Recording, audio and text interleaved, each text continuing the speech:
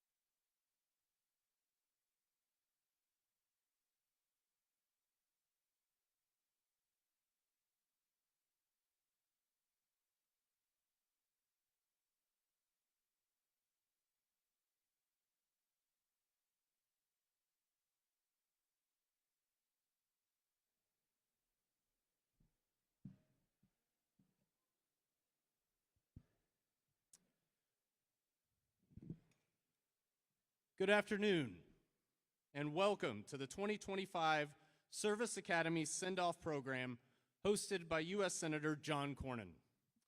It is great to be here in San Antonio with so many incredible young people from all over the state of Texas, their families and friends, community leaders, distinguished guests, service members, and veterans.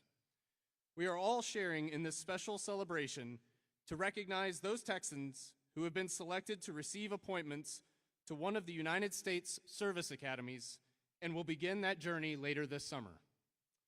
My name is Jeff Wooliford. It's my privilege to serve on Senator Cornyn's Service Academy Board and as your Master of Ceremonies today. I'm also a Lieutenant Colonel, still actively serving in the Marine Corps Reserve.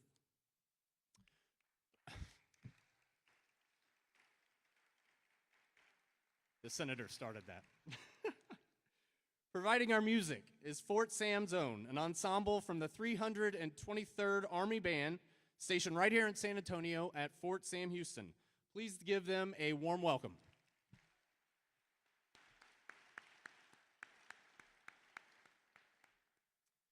Presenting the colors today, we are fortunate to have the Honor Guard of the 502nd Air Base Wing from Joint Base San Antonio. Please give them a hand.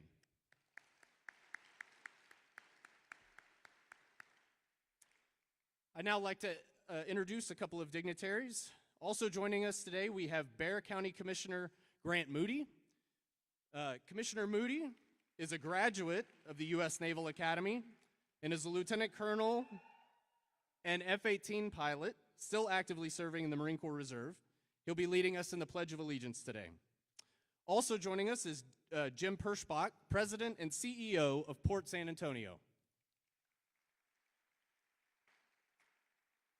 Mr. Perschbach is joined by their board secretary, Ellie Smith.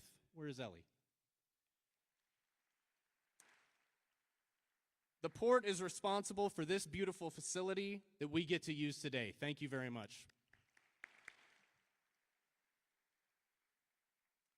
Finally, I'd like to introduce Chaplain Chuck Wallace, serving with the Texas Military Department. Chaplain Wallace will provide today's invocation. Chaplain Wallace. So at this time, if Chaplain Wallace, Commissioner Moody, and Sergeant First Class Michael Jones will join me on the stage.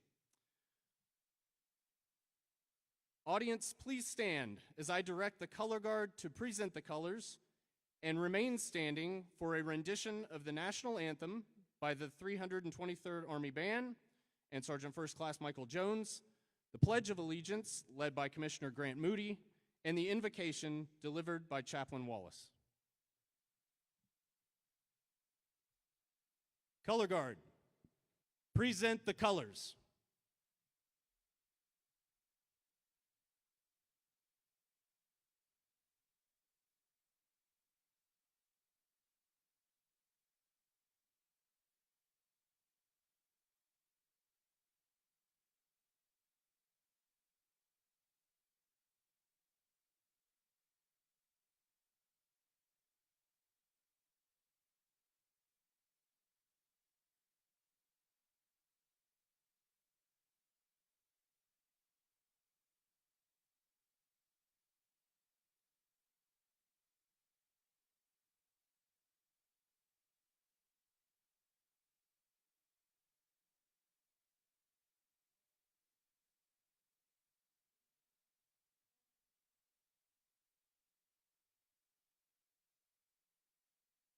Oh, say, can you see by the dawn's early light what so proudly we hailed at the twilight last gleaming, whose broad stripes and bright stars through the perilous fight o'er the ramparts we watched were so gallantly streaming. In the rocket's red glare, the bombs bursting in air gave proof through the night that our flag was still there. Oh, say does that star-spangled banner yet wave, for the land of the free in the home of the brave.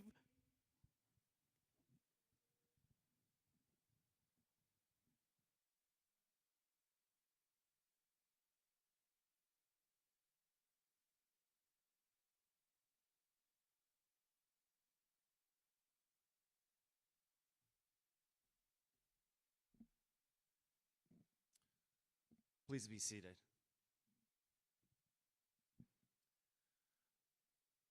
I'm Bexar County Commissioner Grant Moody, and it's an honor to be here with you all today. I just want to thank Senator Cornyn for putting on this amazing event on Memorial Day. It's an honor to be a part of it, and I just want to thank Senator Cornyn not only for the opportunity to be here, but for your decades of public service to our state and to our nation. Let's give him a round of applause.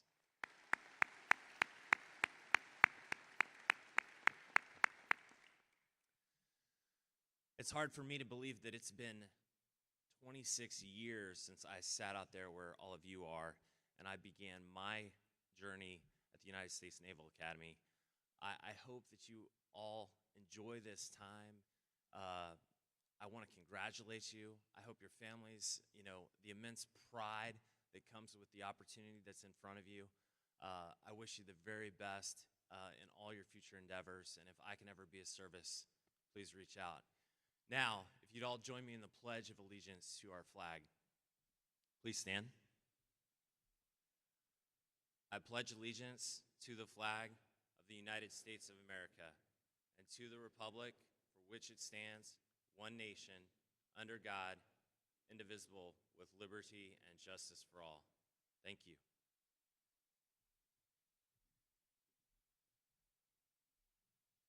I invite you to join me in prayer.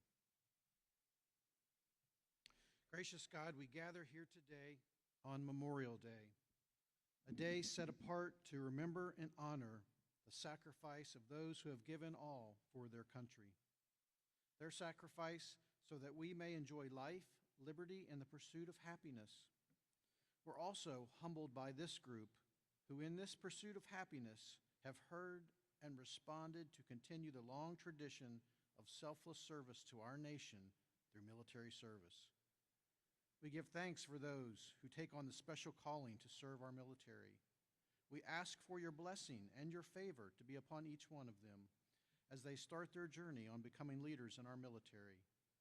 May you watch over and protect them as they live out their commitment to serve the United States of America. And we ask all these things in your holy and precious name. Amen.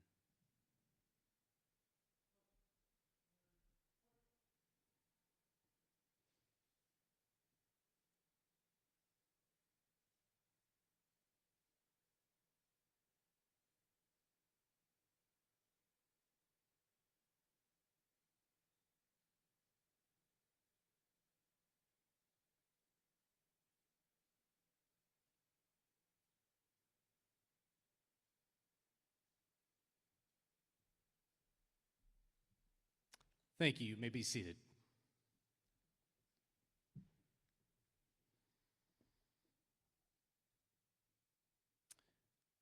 As I mentioned at the outset, I serve as a member of Senator Cornyn's Service Academy Board. As a board, we have the distinct honor of getting to know many of you in this room through the applications you submit to receive a nomination. We all come away from our review meeting with an immense sense of pride for you and the work you've put into getting to this point and for our country. At this time, I'd like to recognize a few of my fellow board members on Senator Cornyn's Service Academy Board who are joining us today. If you could stand as I call your name. Eric Brown from Austin.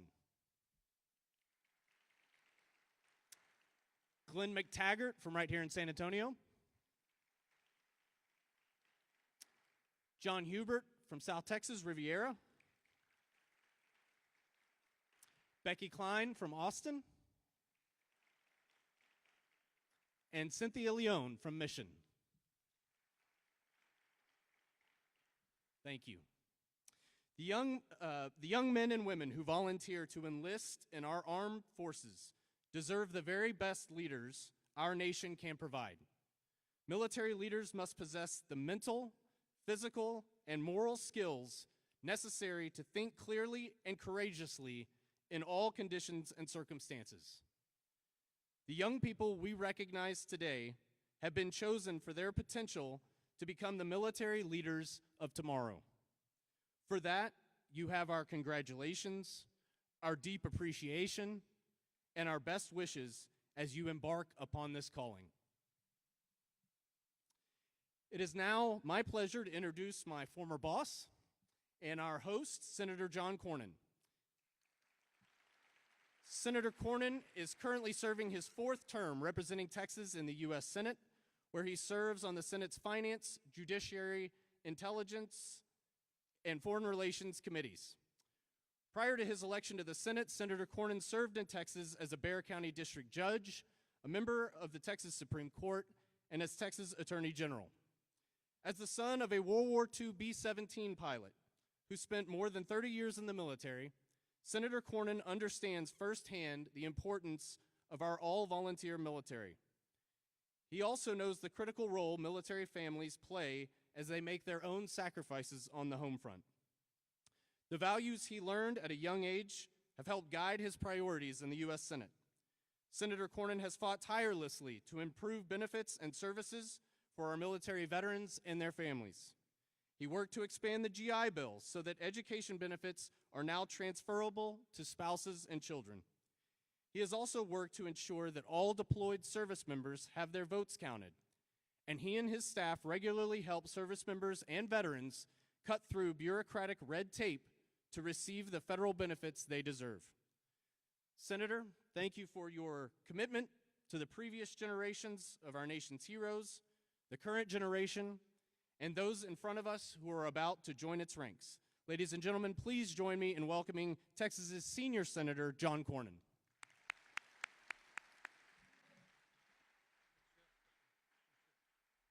Well, good afternoon, everybody. Welcome. I want to thank Jim Persbach, our host here at Boeing Center. This is a magnificent venue for this event, and we are grateful for the opportunity to be here and learn about the great things happening here at Port San Antonio. As many of you know, this is Sandy is my hometown. I went to Holmes High School here and Trinity University, St. Mary's Law School, met my wife on a blind date, got married, had kids right here in San Antonio. And it's, by the way, it's the only good blind date I ever had. But I want to particularly welcome all of the families who are here, together with the young graduates who are going to our service academies. I know you've traveled from across the state to be here today, and you won't be disappointed. If you're like me, this will be one of your favorite events that you ever get a chance to attend. I want to particularly say thanks to Colonel Williford for his introduction and serving as our MC today. As he indicated, he worked for me for the better part of a decade and then followed the call to work for his beloved alma mater, Texas A&M. I hope Jeff doesn't mind me taking just a moment to brag on some of his most recent accomplishments. In addition to juggling a full-time job and a life with a wonderful wife and 2 active boys, he also serves as Lieutenant Colonel, as you heard, in the Marine Corps Reserve. And as you can imagine, I'm extremely proud of Jeff and all he's accomplished and all he continues to do for Texas A&M. So please join me in thanking our great MC, Colonel Jeff Williford.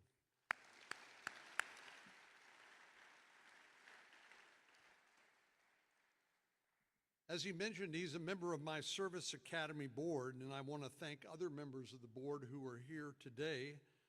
John Hubert, Eric Brown, Glenn McTaggart, Cynthia Leon, Becky Klein, and of course, Jeff. These men and women and the others who serve on my Service Academy board do incredible work going through all of the various applications for these very precious and limited number of Service Academy appointments that I and other members of the Congress get to make. But it's really important to me, and I know to these academies and the military services, that we make sure that they have the very best and the brightest that Texas has to offer, which is what each of you represent. I also want to thank my staff who has made it possible for us to put this event on today. Joel, Morgan, Jill, Dylan, Sharon, Kaylee, Allie, Mason, and Kathy on my team, who put in a lot of hours to make it possible for us to be here today and to make sure this goes off without a hitch. Will you join me in saying thank you to each of them?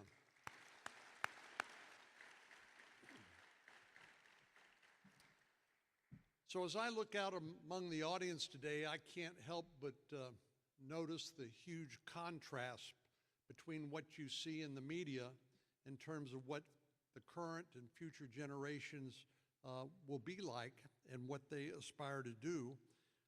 Unfortunately, in the media, too often, it's kind of a dismal and maybe a little bit of a discouraging picture. But over the last few years, I've seen stories that describe a generation of students who are struggling in the classroom, struggling in the workplace, and struggling to find their place in the world.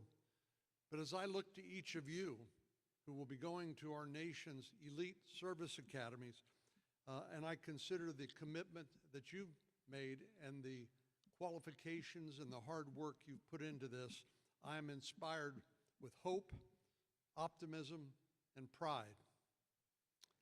You are some of the best and brightest high school students anywhere in America. With stellar grades and credentials, you could have chosen to go to any school you wanted to go to, and one that didn't have an early wake-up call or rigorous physical training. But you made the decision to take your talent to America's military academies, to pursue an honorable career that will be full of incredible opportunities, but also real challenges and sacrifices that will mold the character and the person who you will become. This is a decision which I believe you made in large part out of a sense of patriotism and love of our great country. You know that America is a country worthy of sacrifice. You heard the call of duty and you answered with a resounding yes. So to the students here today, your noble choice will inspire generations that come after you, and we all owe you a good debt of gratitude. But you didn't get here alone. It's important to note that the families here have made a commitment as well. And I know each of you know that, and I hope you tell your mom and your dad on a regular basis, thank you for your love and support. No doubt these students, the values that they represent and that they hold in their hearts are no doubt attributable to the values instilled in them by your families. So let's give your families a round of applause.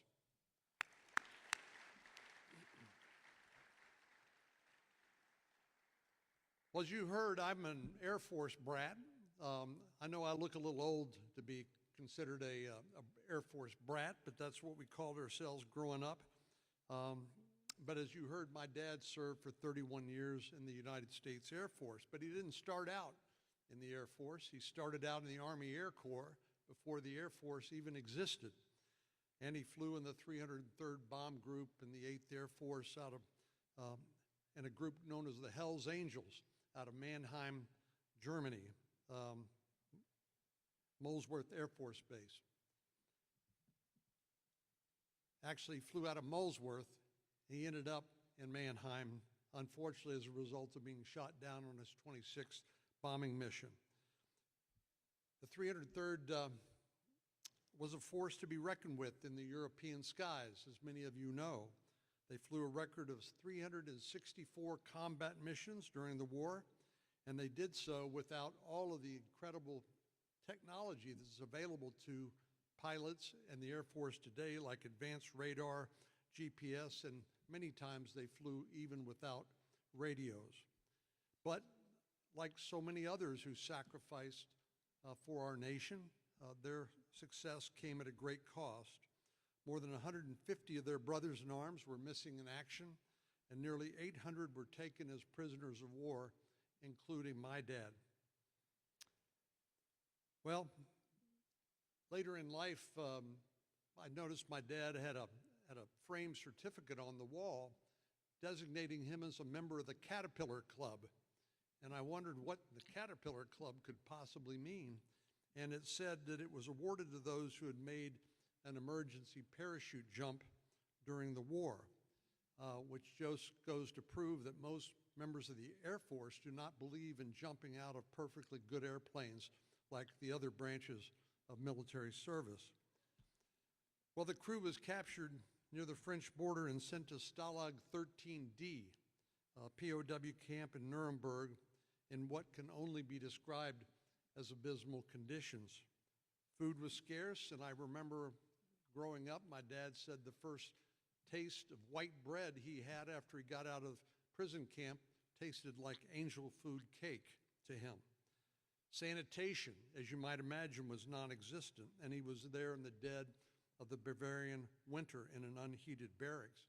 But perhaps the most shocking realization of the conditions under which my dad served, and so many of those POWs served in World War II, came later in life when he called an ambulance, and because he was having some health problems, ultimately it ended up being diagnosed as an intestinal obstruction, but as a result of scar tissue left from an appendectomy that had been performed while he was a POW by a fellow POW who happened to be an Austrian physician. Another reminder that most of these folks who made it out alive lived at least 8 of their 9 lives. But he was liberated by Patton's Great Army. Months after, later he came home to Texas and soon met and married my mom. Well, I tell you all that so just to let you know that I have a deep respect for the United States military and a profound sense of gratitude for all that it has done, not only for me and my family, but for you and for our state and for our nation, and has made the world a safer and better place and really the envy of the world. But we are gathering here, as you heard, on a sobering occasion, which is Memorial Day, a day when we solemnly remember those Americans who gave their lives in defense of our freedom. We honor the fallen heroes who made the ultimate sacrifice to defend America against regimes whose ideals run counter to ours: Nazism in Europe, communism in the Soviet Union and Asia, and Islamic terrorism in the Middle East. But by remembering these heroes and honoring them, we honor both the sacrifices they made and the values they embodied. And they really set the standard for the rest of us to live up to what they did during their lives. So it is inspiring to me to stand here before you today with the next generation of America's leaders who've answered the call to serve in their own right and who are committed to also preserving our freedoms. So it is wonderful to be here with all of you. Let me ask all of you, just give one more round of applause to our young graduates, all these Service Academy attendees.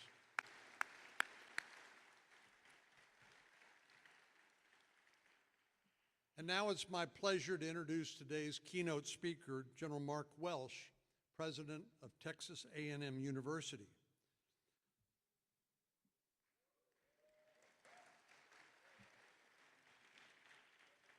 I was waiting for a whoop. Well, General Welsh and I met about, I guess, 2012 when he was Chief of Staff of the Air Force. and he has had an incredibly distinguished career. He's been awarded the Defense Distinguished Service Medal, the Air Force Distinguished Service Medal, the Defense Superior Service Medal, the Legion of Merit, and the Distinguished Flying Cross. And in 2012, which was when I met him for the first time, he had received one of our nation's highest military honors, becoming the 20th Chief of Staff of the United States Air Force.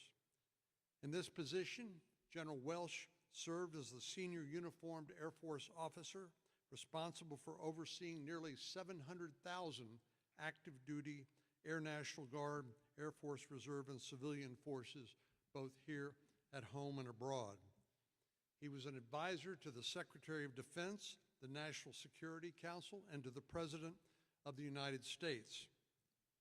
In addition to these impressive accomplishments, he served as commander of the U.S. Air Forces in Europe and commander of NATO's Air Command at Ramstein Air Base in Germany, associate director of military affairs at the Central Intelligence Agency, and commandant of the United States Air Force Academy, which I know many of you will call home in just a few weeks.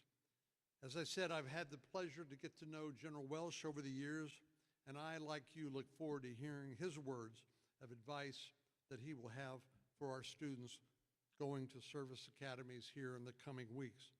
So General Welsh, we're thrilled to have you here today. Thank you for taking the time to be with us on this special day to help me recognize these extraordinary students. Ladies and gentlemen, General Welsh.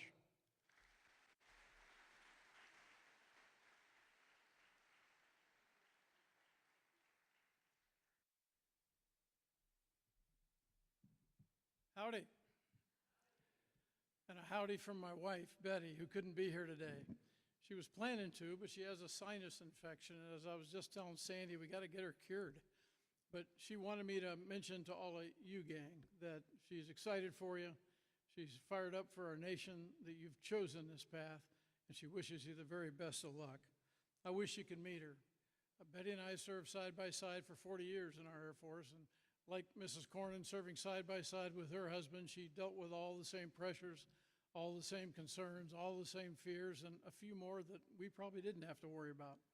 And so she is everything in my world.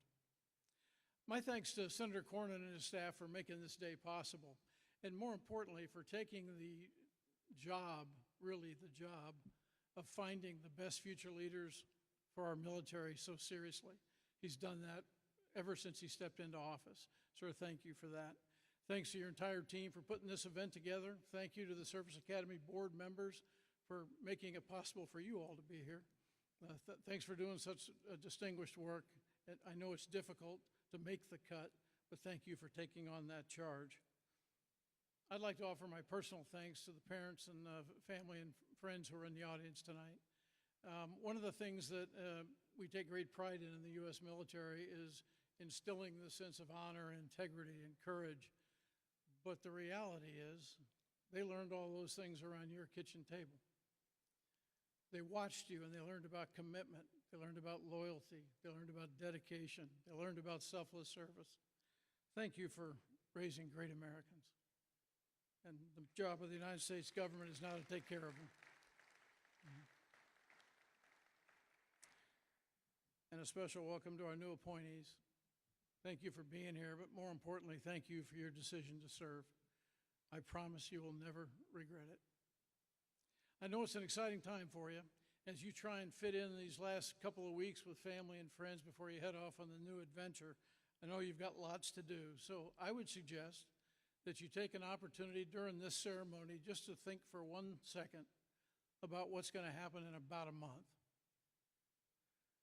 In about a month, you're going to raise your right hand and you're going to promise the citizens of the greatest nation on earth that you will defend their Constitution, that you'll defend their lives, that you'll defend their interests, and you'll do it whenever and wherever required, and that you are willing to sacrifice literally everything to be successful and meet that promise. It's a pretty sobering oath. But you need to know it's also a key. And that key will unlock for you opportunities that you aren't even going to believe. It's going to give you the opportunity to stand for something truly meaningful in your life. It's going to give you the opportunity to stand beside people who really matter, people who will never let you down. It'll give you the opportunity to stand up for people in the most desperate moments of their lives. And it'll give you the opportunity to live a life of distinction, a life of service, and a life of honor. You're going to love your academy experience. I did. I didn't love every day, and you won't either. But overall, you're going to love it, and you're going to most love what it does for you, the life it will lead you to, whatever that life ends up being. It's just a great, great place to start the journey. Each academy is different in a number of small ways, but in all the big things that really matter, they're pretty much the same. So congratulations, no matter which academy you've been privileged to be appointed to. I've had the privilege of seeing my service academy from a number of different perspectives over the years. I was a cadet at the U.S. Air Force Academy in the class of 1976. I went back in the mid-'80s as an Air Officer Commanding, as a captain and a major. Air Officer Commanding is similar to a TAC officer at West Point or a company officer at Naval Academy. You work with a cadet squadron all day, you get to know them very well, and you try and serve as a positive role model. I went back to the academy again as a one-star in 1999 to serve as commandant. And during that time frame, I also had the chance to see the academy from a father's perspective, because my son John started as a basic cadet 2 weeks after I became the commandant. Think about that for a minute. Really good deal for me, not so much for John.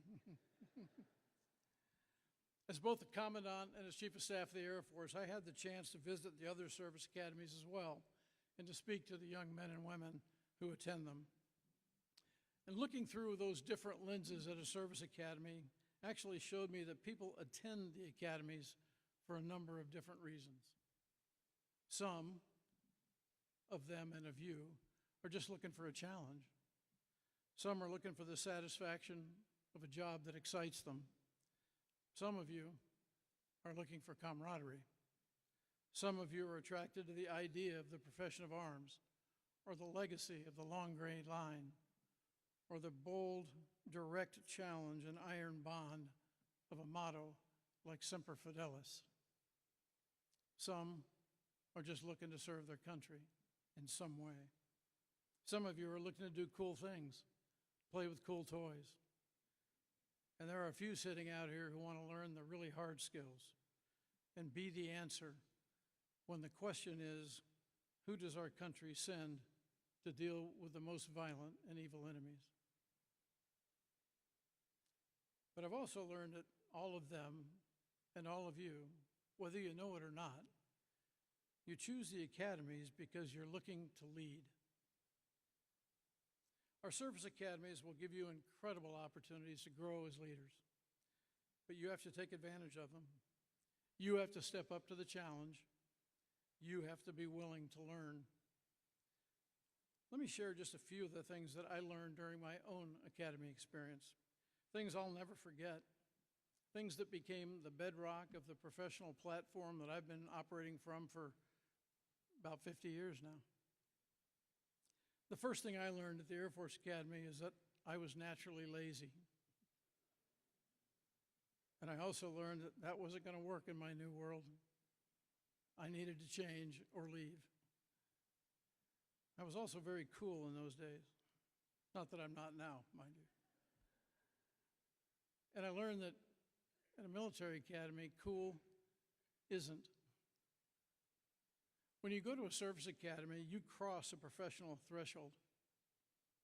You're not preparing to be in a military service, you're in it.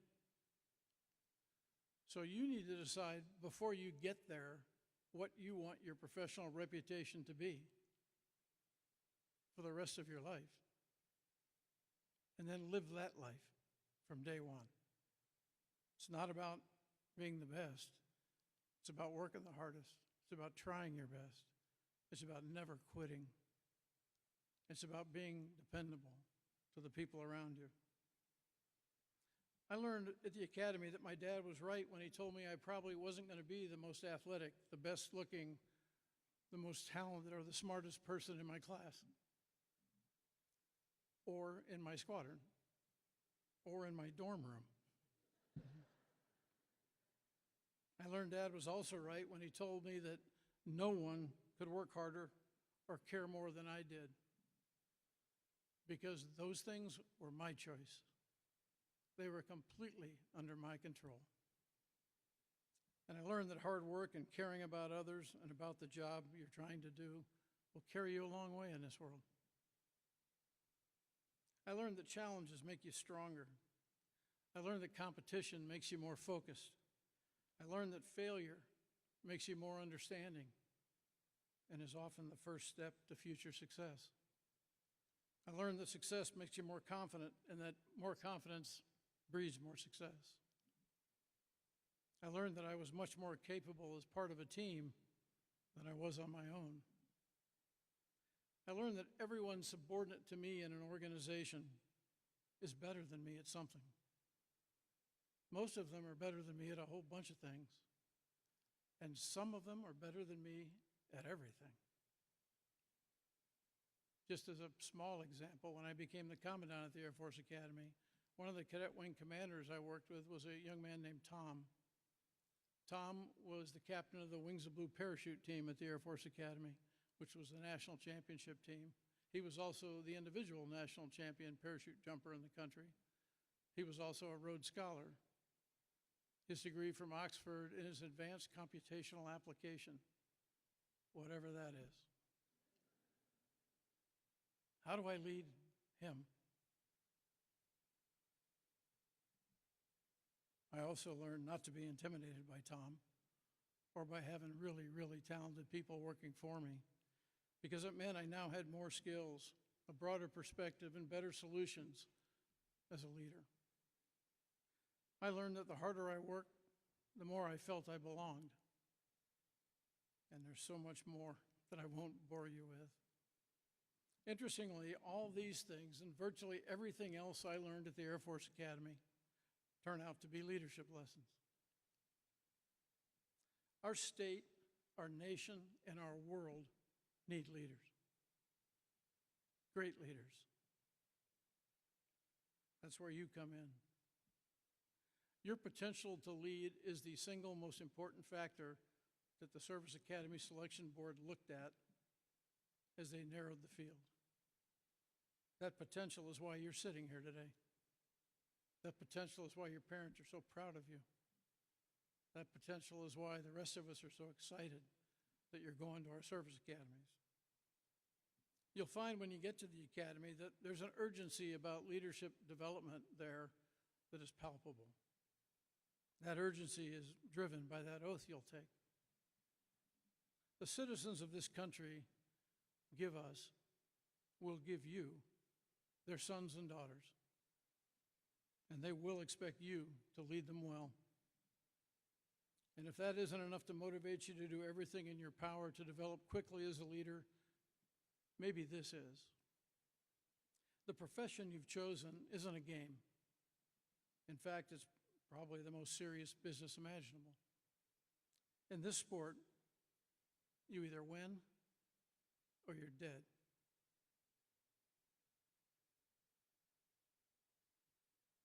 And so are the people you lead.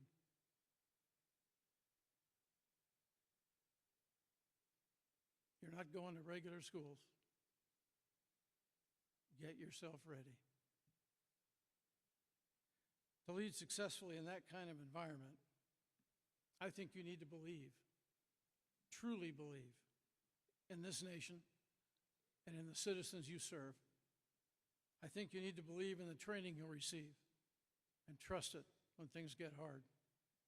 I think you need to believe in the mission you've been given and execute it faithfully. I think you need to believe in the warriors beside you. And I know you need to believe in yourself. The Academy will help you with all those things. You just have to work at it. Most importantly, though, I think you need to believe in that giant flag behind me and what it represents. During the course of your careers, you're going to wear that flag on your uniform. You're going to wear it on your helmet. You'll fly it on your ship. It'll be painted on your airplane. And you will raise and lower it over remote camps in some pretty godforsaken places around this planet. And many of you will have the same privilege I've had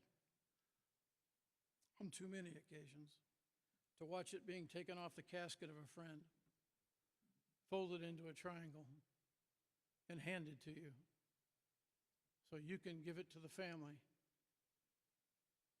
on behalf of a grateful nation. To the brothers and sisters who wear the nation's cloth, that flag means everything. Honor it. Which brings me to Memorial Day. The first national observance was in 1868. It was called Decoration Day back then because the custom was to decorate the graves of the fallen Civil War dead with flowers. After World War I, the observance expanded to include the dead from all wars and eventually to include anyone who died in service to the country. Somewhere along the way, the name changed from Decoration Day to Memorial Day, and in 1971, Memorial Day became a federal holiday. To Service Academy graduates, Memorial Day is especially meaningful because all of us know someone who died in service to our country. As I said, it's a serious business. My roommate at the Air Force Academy was a young man named John. John was from the town of Oyster Bay on Long Island, New York. John had 5 sisters, although he didn't tell us that for some reason. In fact, we didn't learn about the sisters until after we graduated from the academy, graduated from pilot training, and all showed up at his wedding in New York. 6 months later, I married one of those sisters. John was best man at our wedding. He was the godfather of our first child. He's the namesake of our second son.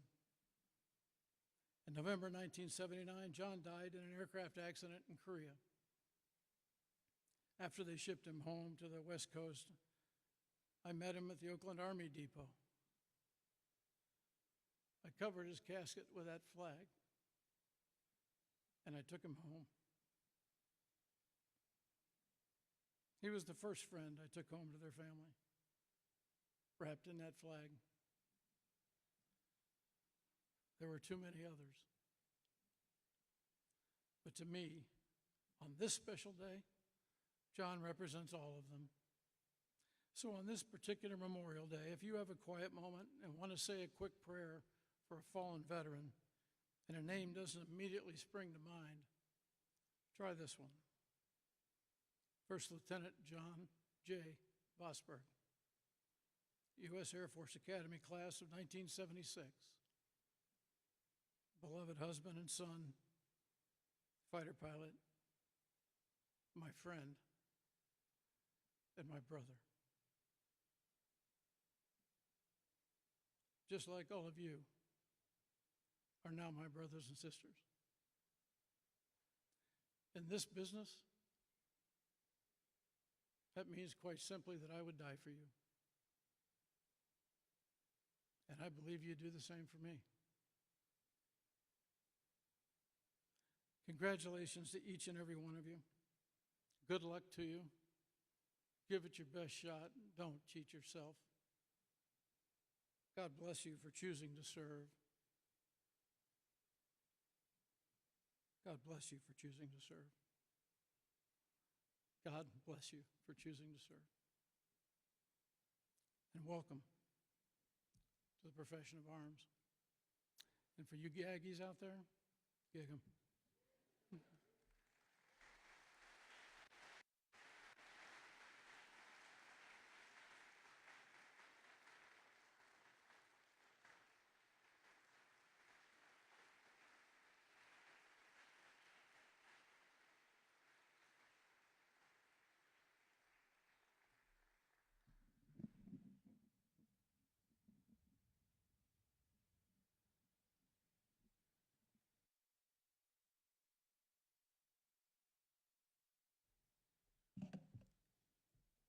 Man, if you're not feeling inspired, I don't know what to tell you.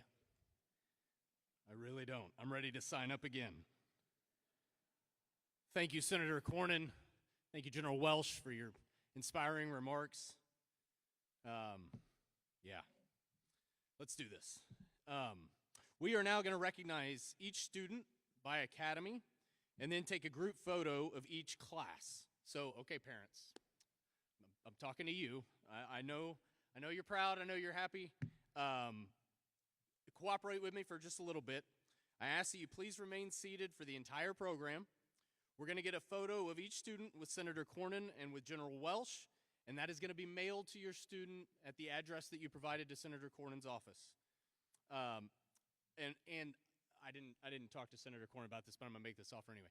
After the program, everybody is invited to come take a photo with the senator. So we can get family photos, brothers, sisters. That can all take place afterwards. So please take advantage of that. Senator, you're now on the hook for taking a bunch of photos. Finally, I ask that you please hold your applause while the students' names are being read until we've completed each academy. So I'm going to invite Senator Cornyn and General Welsh back up on the stage with me. Get y'all staged.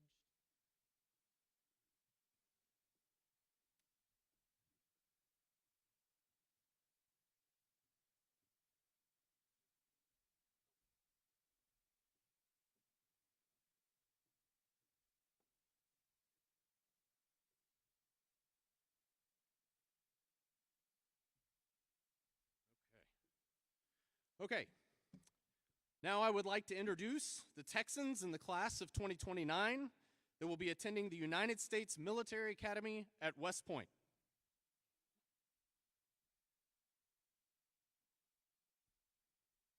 Roberto Rodriguez from San Antonio.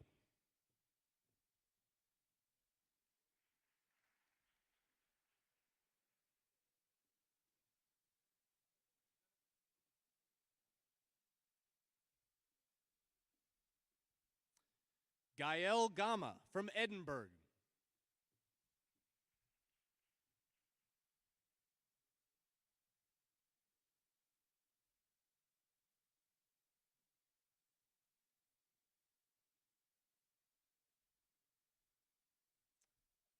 Todd Everett Worth from Helotes.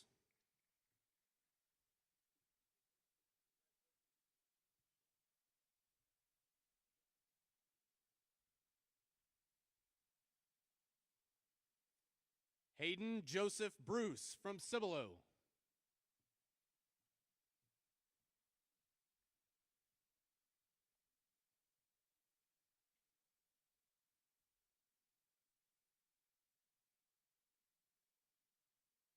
Amelia Miller from Liberty Hill.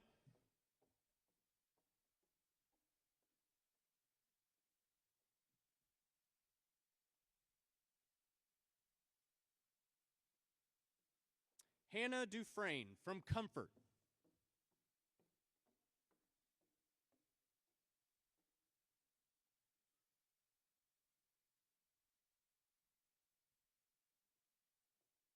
Matthew Wooten from McKinney.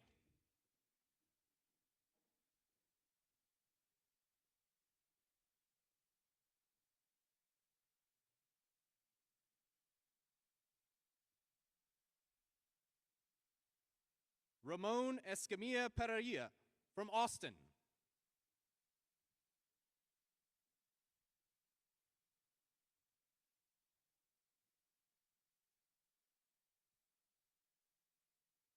Clark Zanella from Round Rock.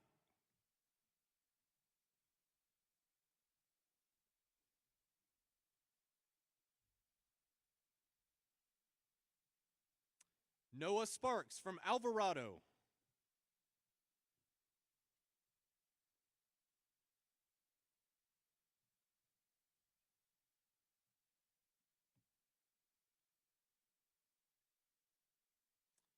Johnny Redding from Uvalde.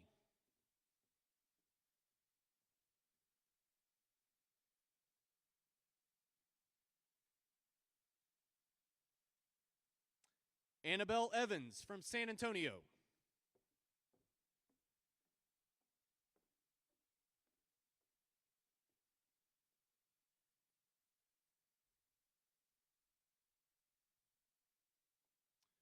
Ariana Thottam from Houston.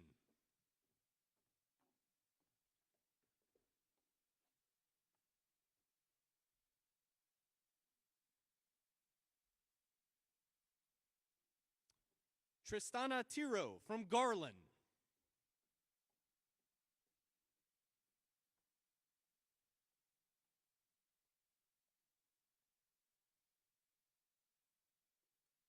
Madison Mendez from San Antonio.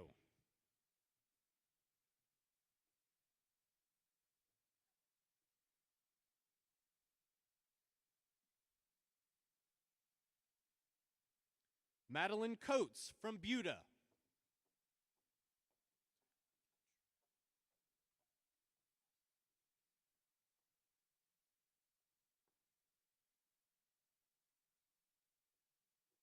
Tyler Letcher from Austin.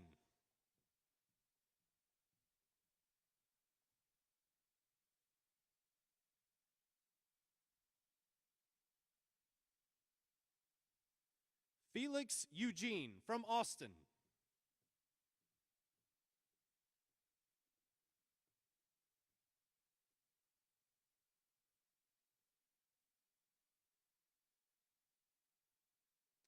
Logan Evans from Weatherford.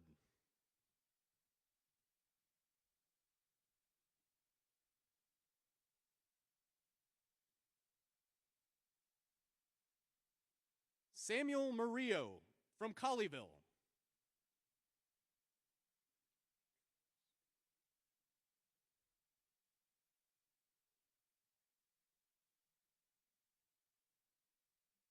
Joaquin Contreras from San Antonio.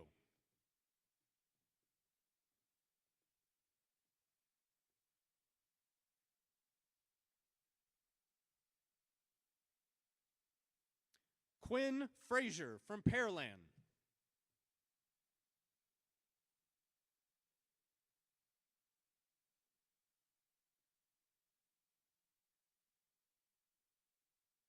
Jake Doss from Spring.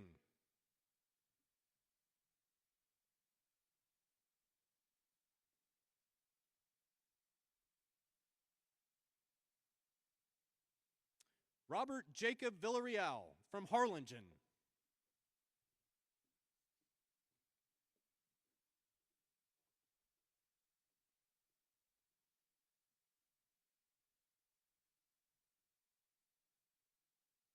Cece Okeke from Houston.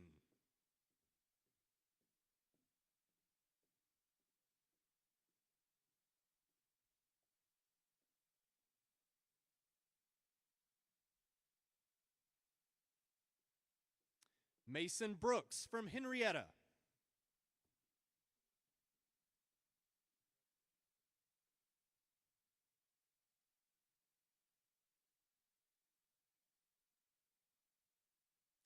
Jackson Fonville from Cyprus.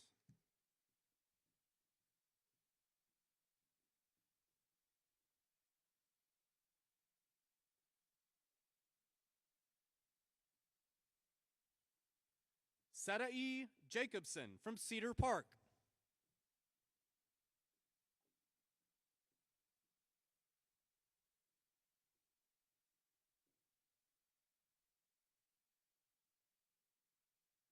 Owen Baggish from Austin.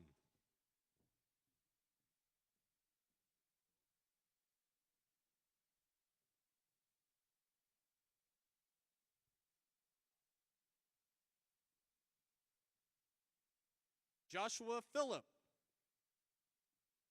Joshua, where are you from? Joshua Phillip from San Antonio.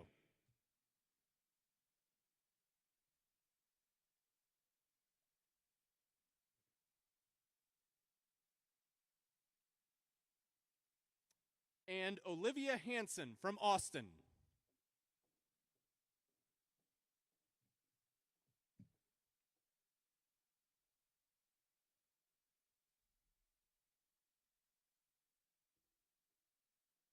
I present to you the United States Military Academy Class of 2029.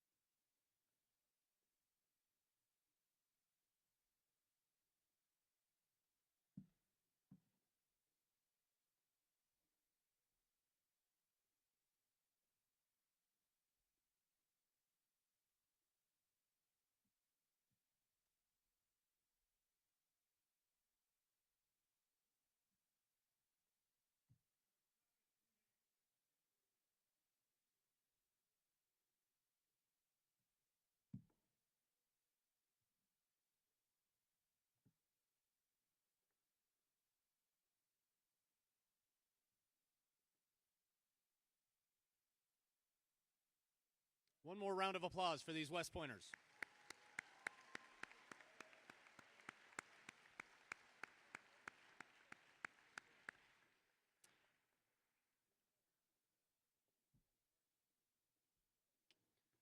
Give them a second to clear off the stage.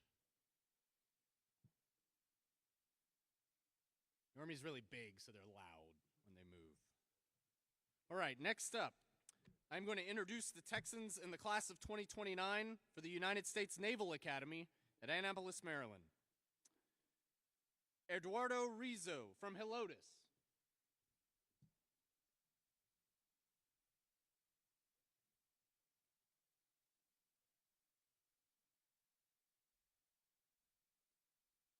Kekoa Alblaza from San Antonio.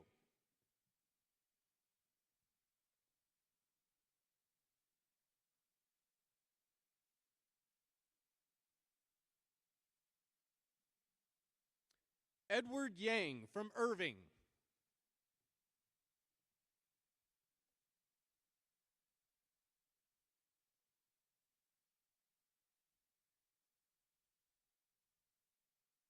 Ava Ponce from McAllen.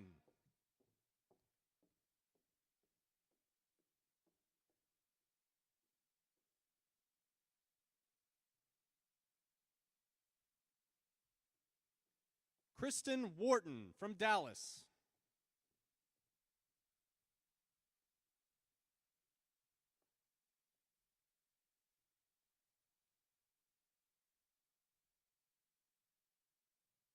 Bella Bergen from Round Rock.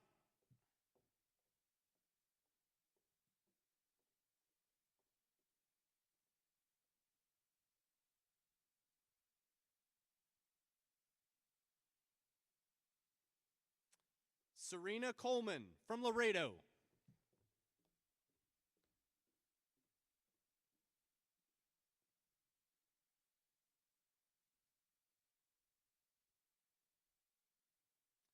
Miley Jimmy from Cedar Park.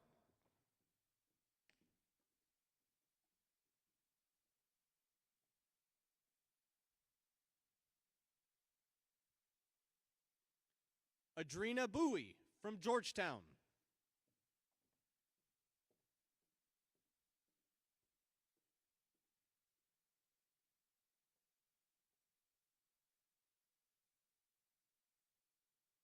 Julian Garcia from Corpus Christi.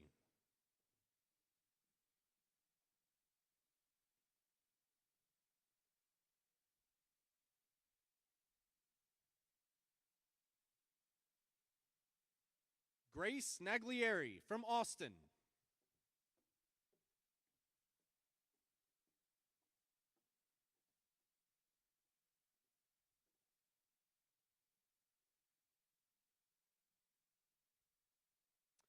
Matthew McCoy from Allen.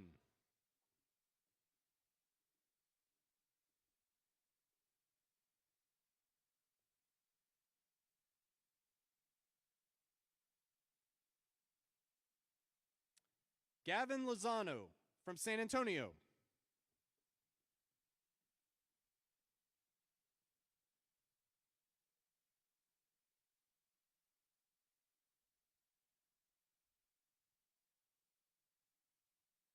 Roldan Akonlu from Fulshire.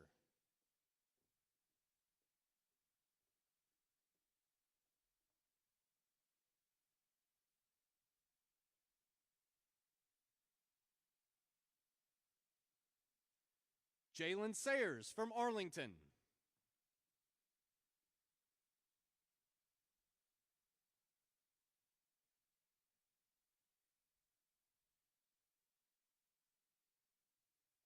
Paul Gerke from Katy.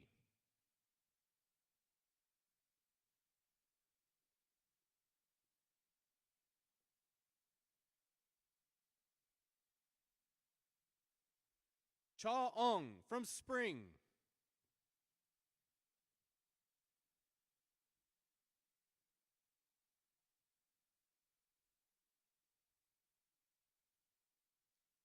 Paul Nuval from Houston.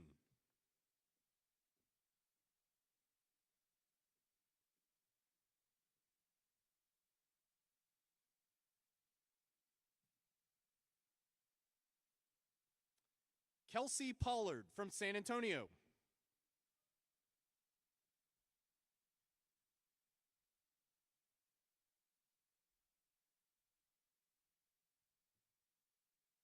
Kai Funaro from Cedar Park.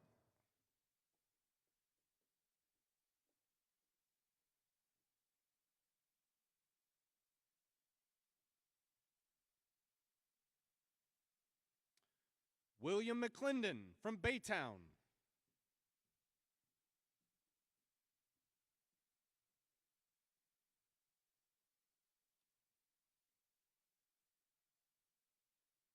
William Spa from Lamarck.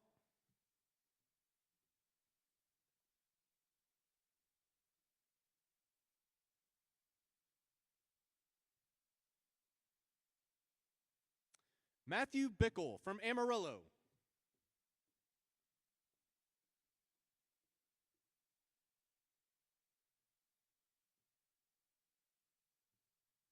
Hector Hernandez from Austin.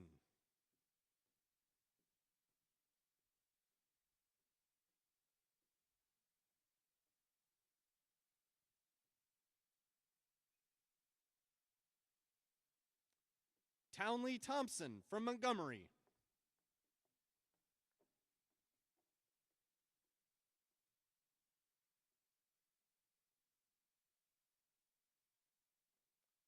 Johnny Morrow from San Antonio.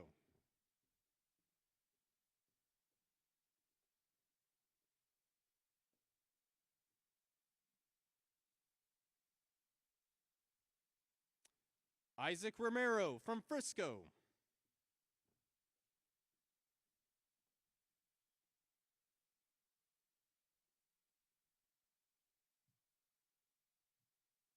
Peter Villalobos from San Antonio.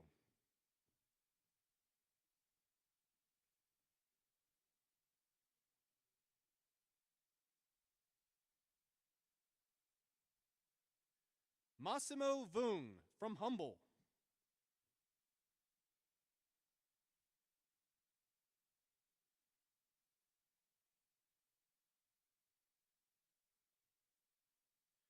Jonah Kruger from College Station.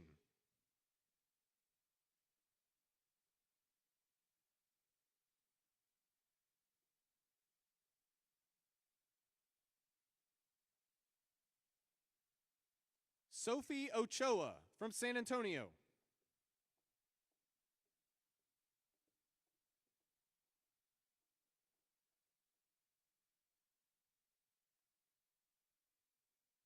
Elizabeth Thornton from Katy.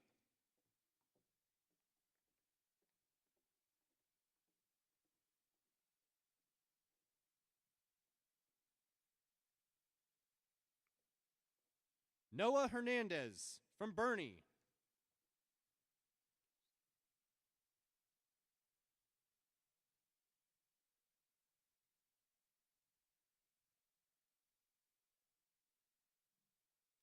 Derek Binkowski from Houston.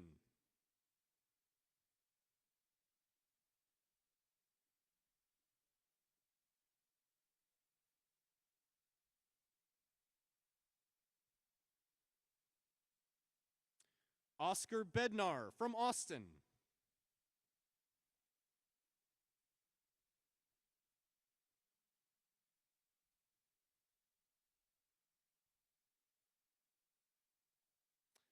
And Kaylin Canales from Mesquite.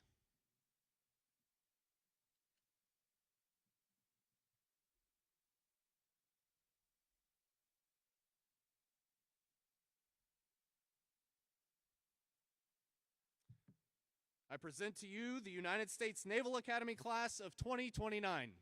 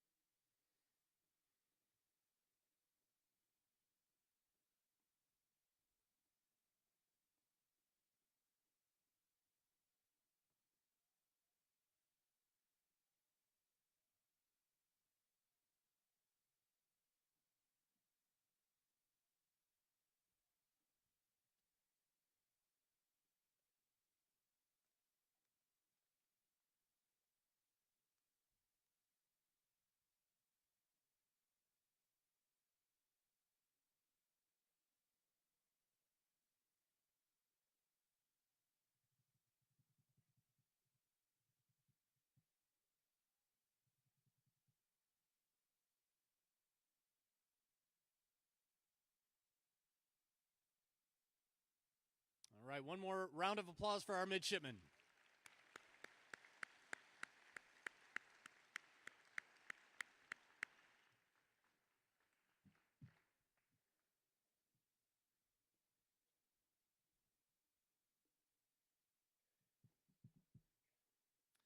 Next up, I'll introduce the Texans in the class of 2029 at the United States Air Force Academy.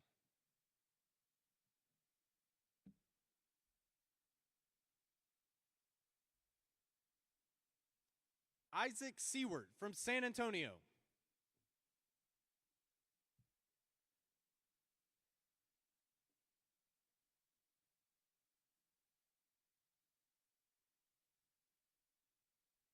Adriana Noyola from Edinburgh.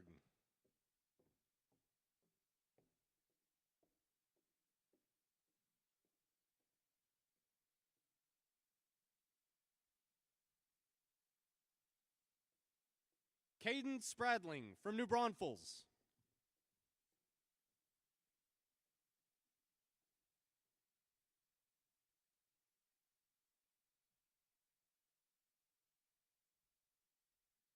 Storm Pena from New Braunfels.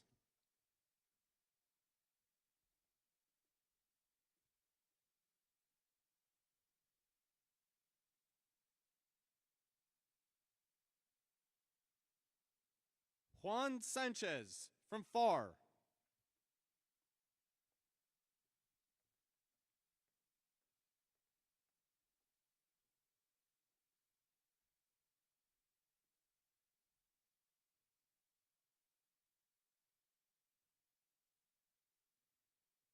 Hazel Acosta from El Paso.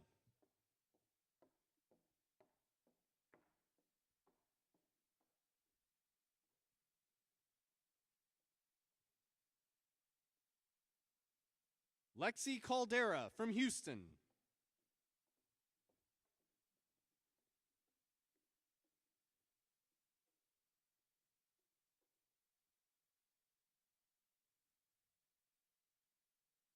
Adrian Garcia from Humble.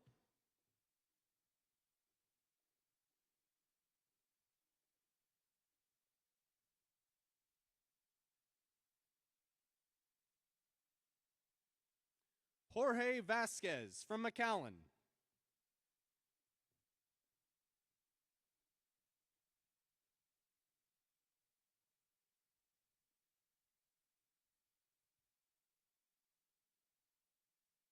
Makai Campbell from Houston.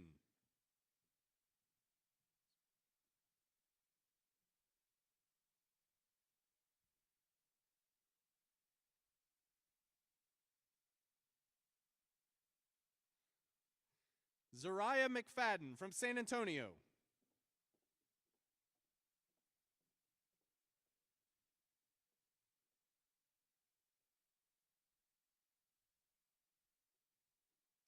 Timothy So from McKinney.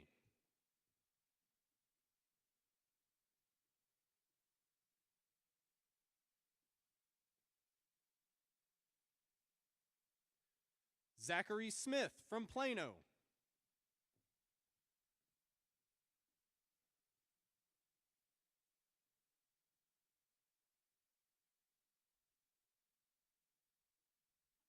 Rahul Kalasam from Little Elm.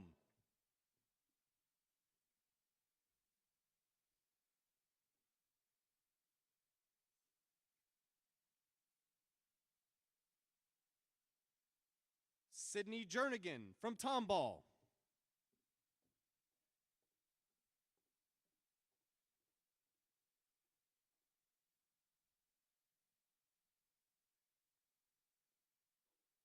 Hannah Seal from Austin.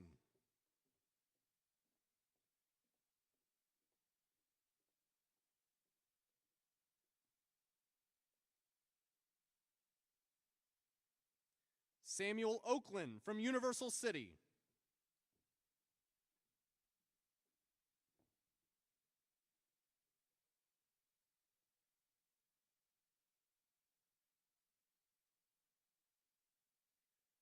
Caden Vincent from New Braunfels.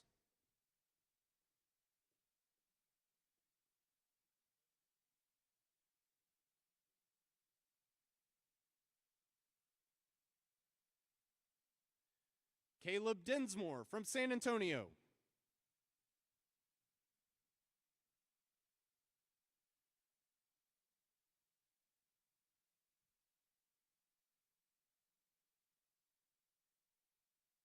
Matthew Parker from Houston.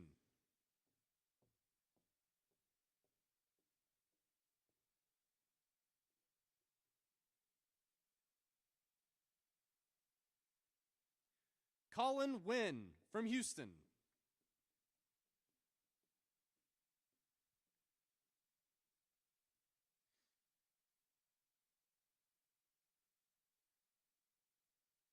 Joseph Della Rosa from Grand Prairie.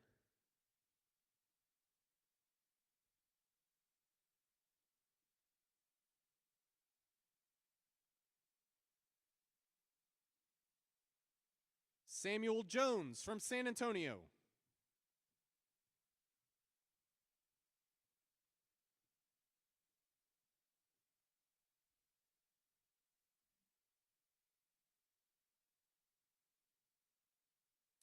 Zitong Wang from Missouri City.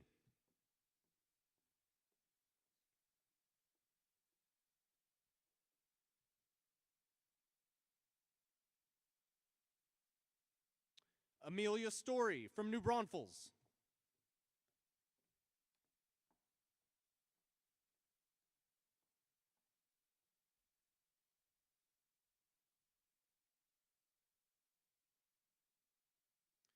Colton Stull from Arlington.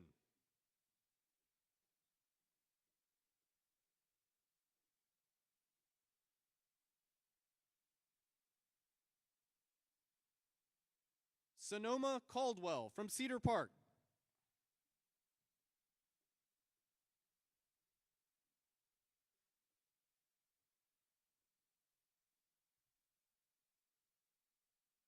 William Kugler from Austin.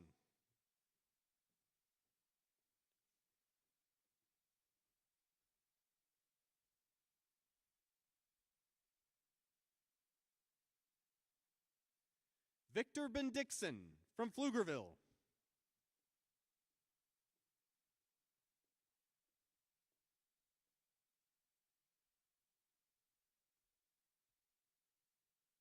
Lee Paulmeyer from Waco.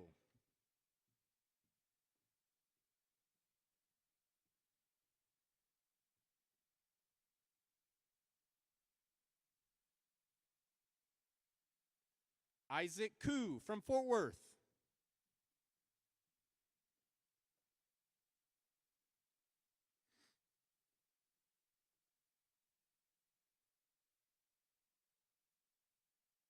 Alexa Bowers from Bulverde.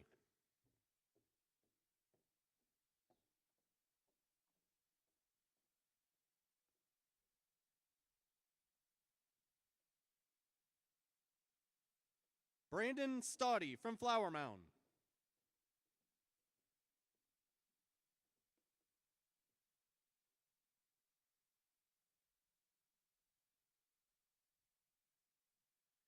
Ankith Padala from San Antonio.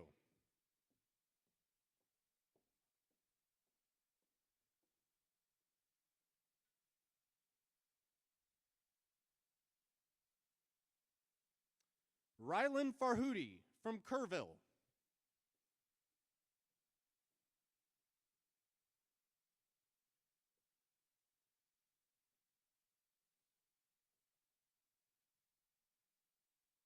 Maddox Brown from Austin.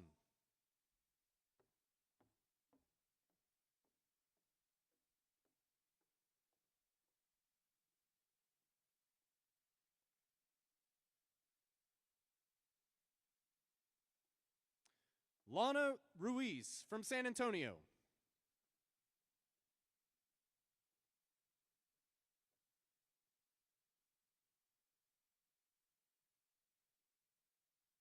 Sophia Ramos from Rowlett.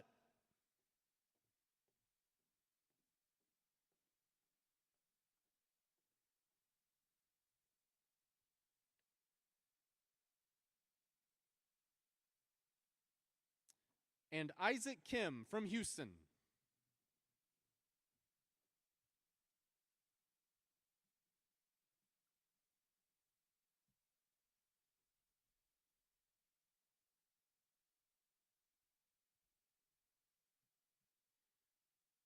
I present to you the United States Air Force Academy class of 2029.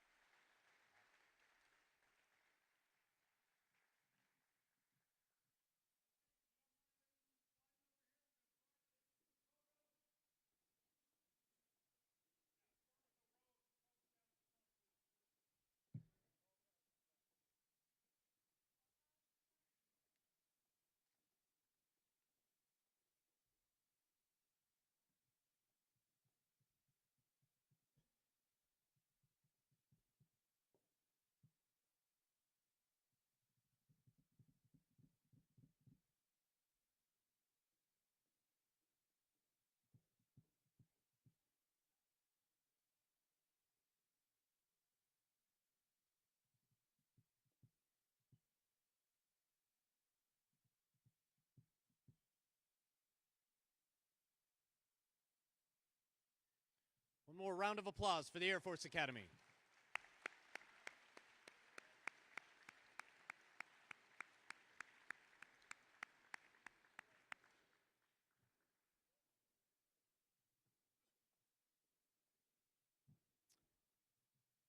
Next, I'll be introducing the Texans in the class of 2029 at the U.S. Merchant Marine Academy.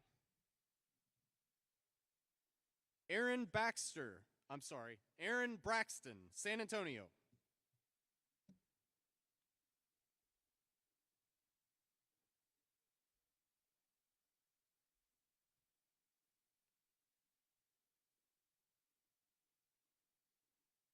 Austin Satzer from San Antonio.